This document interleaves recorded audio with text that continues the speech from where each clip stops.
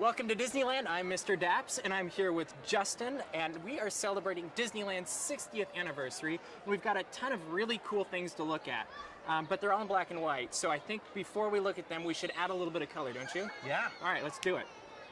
So, what do we got here? All right. Well, we have quite a lot of fun stuff.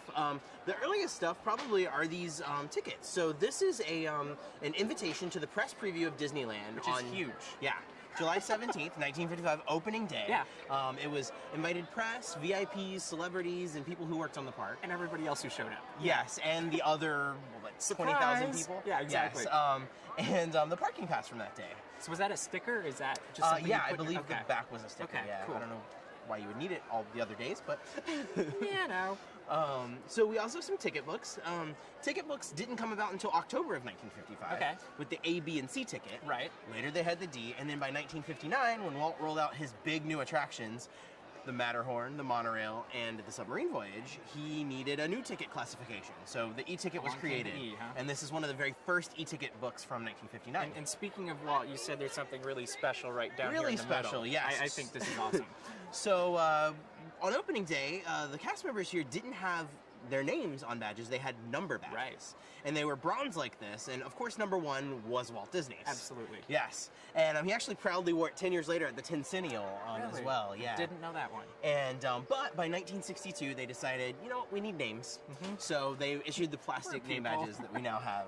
Very cool. So we got the Mickey hat here. Mickey Yeah, ears. so these are representative of a lot of things because the Mickey Mouse Club premiered on Dateline Disneyland that day. That was the first time the Mouseketeers had ever been seen. And the show didn't premiere until October of 1955. But at that point, every kid across America wanted... Had to have their Mickey ears. Yes, they wanted Mickey ears. And so these are some of the earliest ones that were sold here in the park. Wow. And these were made by Benet Albee Company. And they Okay. actually, at the time, operated the Mad Hatter stores in Disneyland. Yeah, absolutely. This is another very early hat, the Kepi Cap. Very iconic of the late 50s, early 60s. Yeah. And kids loved these as well, even though I they remember look, seeing the pictures of them running around. yeah, in those. they look like a construction helmet, but Yeah. they're pretty awesome. They have like the old logos of the lands, and they're really cool. I love the Retro Tomorrowland thing on the left Yes. here. And then we have this guidebook. Yes, this is a very special guidebook. This is the first Disneyland guidebook.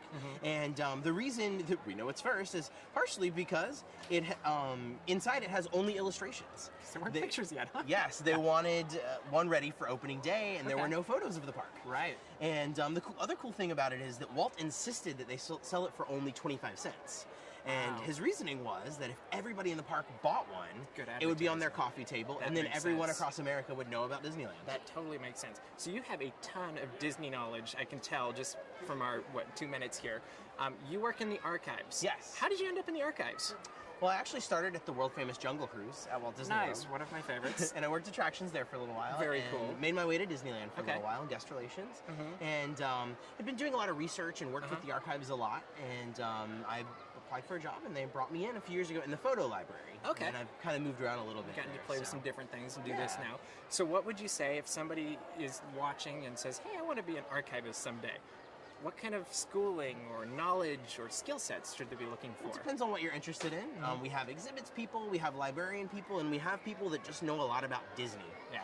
So learn a lot about what you're passionate about with Disney, and you never know. Make it into a career, I guess. Exactly. Huh? So if you have one Disney fact that really is special to you and near and dear to your heart, maybe Disneyland related, what is Okay. that one thing that kind of pops into you? A fact. Or just trivia, like something that you find special.